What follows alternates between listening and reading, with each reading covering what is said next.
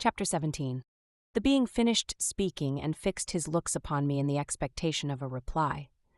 But I was bewildered, perplexed, and unable to arrange my ideas sufficiently to understand the full extent of his proposition. He continued, "You must create a female for me with whom I can live in the interchange of those sympathies necessary for my being. This you alone can do, and I demand it of you as a right which you must not refuse to concede."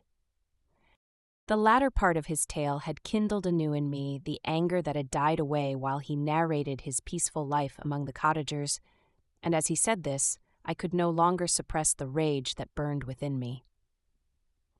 "I do refuse it," I replied, "and no torture shall ever extort a consent from me. You may render me the most miserable of men, but you shall never make me base in my own eyes. Shall I create another like yourself, whose joint wickedness might desolate the world? Begone! I have answered you. You may torture me, but I will never consent." "You are in the wrong," replied the fiend, "and instead of threatening, I am content to reason with you. I am malicious because I am miserable. Am I not shunned and hated by all mankind? You, my creator, would tear me to pieces in triumph. Remember that, and tell me why I should pity man more than he pities me? You would not call it murder if you could precipitate me into one of those ice rifts and destroy my frame, the work of your own hands. Shall I respect man when he condemns me? Let him live with me in the interchange of kindness, and instead of injury I would bestow every benefit upon him with tears of gratitude at his acceptance. But that cannot be. The human senses are insurmountable barriers to our union. Yet mine shall not be the submission of abject slavery. I will revenge my injuries. If I cannot inspire love, I will cause fear, and chiefly towards you, my arch-enemy, because my Creator do I swear inextinguishable hatred. Have a care, I will work at your destruction, nor finish until I desolate your heart, so that you shall curse the hour of your birth."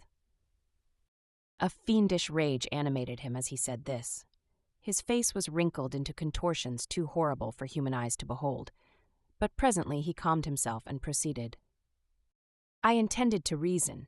This passion is detrimental to me, for you do not reflect that you are the cause of its excess. If any being felt emotions of benevolence towards me, I should return them 100 and 100-fold.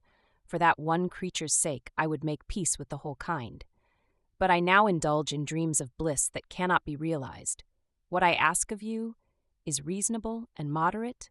I demand a creature of another sex, but as hideous as myself. The gratification is small, but it is all that I can receive, and it shall content me.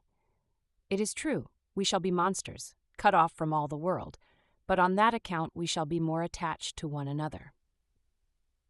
Our lives will not be happy, but they will be harmless and free from the misery I now feel. O my Creator, make me happy. Let me feel gratitude towards you for one benefit. Let me see that I excite the sympathy of some existing thing. Do not deny me my request." I was moved.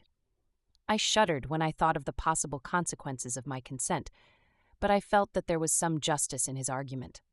His tale and the feelings he now expressed proved him to be a creature of fine sensations, and did I not as his maker owe him all the portion of happiness that it was in my power to bestow? He saw my change of feeling and continued, "If you consent, neither you nor any other human being shall ever see us again. I will go to the vast wilds of South America. My food is not that of man. I do not destroy the lamb and the kid to glut my appetite. Acorns and berries afford me sufficient nourishment. My companion will be of the same nature as myself and will be content with the same fare. We shall make our bed of dried leaves. The sun will shine on us as on man and will ripen our food. The picture I present to you is peaceful and human, and you must feel that you could deny it only in the wantonness of power and cruelty. Pitiless as you have been towards me, I now see compassion in your eyes. Let me seize the favorable moment and persuade you to promise what I so ardently desire." "You propose," replied I, "to fly from the habitations of man, to dwell in those wilds where the beasts of the field will be your only companions. How can you, who long for the love and sympathy of man, persevere in this exile? You will return and again seek their kindness, and you will meet with their detestation. Your evil passions will be renewed, and you will then have a companion to aid you in the task of destruction. This may not be. Cease to argue the point, for I cannot consent. How inconstant are your feelings? But a moment ago you were moved by my representations, and why do you again harden yourself to my complaints? I swear to you, by the earth which I inhabit, and by you that made me, that with the companion you bestow, I will quit the neighborhood of man and dwell, as it may chance, in the most savage of places. My evil passions will have fled, for I shall meet with sympathy. My life will flow quietly away, and in my dying moments I shall not curse my Maker. His words had a strange effect upon me. I compassionated him, and sometimes felt a wish to console him, but when I looked upon him, when I saw the filthy mass that moved and talked, my heart sickened and my feelings were altered to those of horror and hatred. I tried to stifle these sensations. I thought that as I could not sympathize with him, I had no right to withhold from him the small portion of happiness which was yet in my power to bestow. "You swear," I said, "to be harmless, but have you not already shown a degree of malice that should reasonably make me distrust you? May not even this be a feint that will increase your triumph by affording a wider scope for your revenge? How is this? I must not be trifled with, and I demand an answer. If I have no ties and no affections, hatred and vice must be my portion. The love of another will destroy the cause of my crimes, and I shall become a thing of whose existence everyone will be ignorant. My vices are the children of a forced solitude that I abhor, and my virtues will necessarily arise when I live in communion with an equal.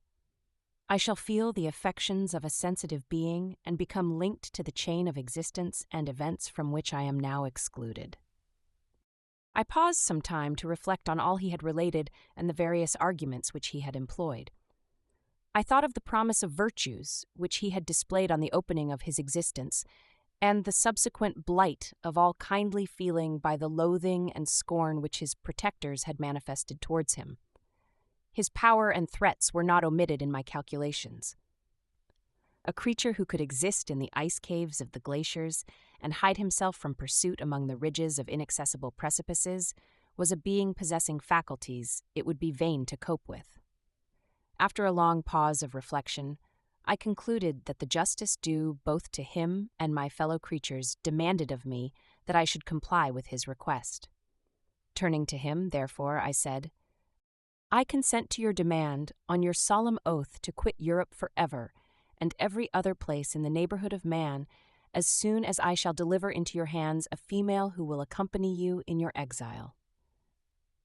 "I swear," he cried, "by the sun and by the blue sky of heaven, and by the fire of love that burns my heart, that if you grant my prayer, while they exist, you shall never behold me again. Depart to your home and commence your labors. I shall watch their progress with unutterable anxiety, and fear not but that when you are ready I shall appear."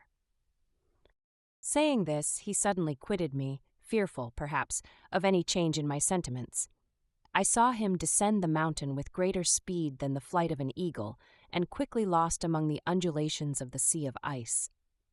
His tale had occupied the whole day, and the sun was upon the verge of the horizon when he departed. I knew that I ought to hasten my descent towards the valley, as I should soon be encompassed in darkness, but my heart was heavy, and my steps slow. The labor of winding among the little paths of the mountain and fixing my feet firmly as I advanced perplexed me, occupied as I was by the emotions which the occurrences of the day had produced. Night was far advanced when I came to the halfway resting place and seated myself beside the fountain.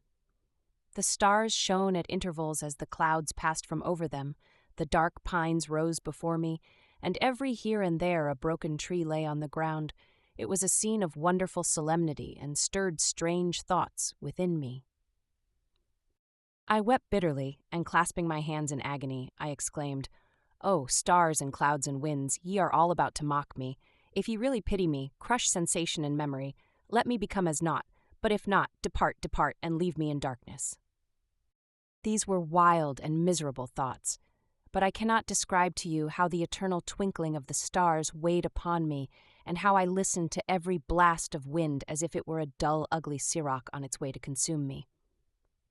Morning dawned before I arrived at the village of Chamouni. I took no rest, but returned immediately to Geneva.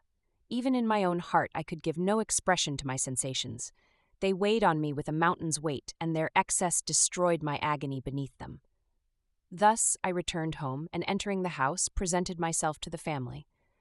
My haggard and wild appearance awoke intense alarm, but I answered no question. Scarcely did I speak.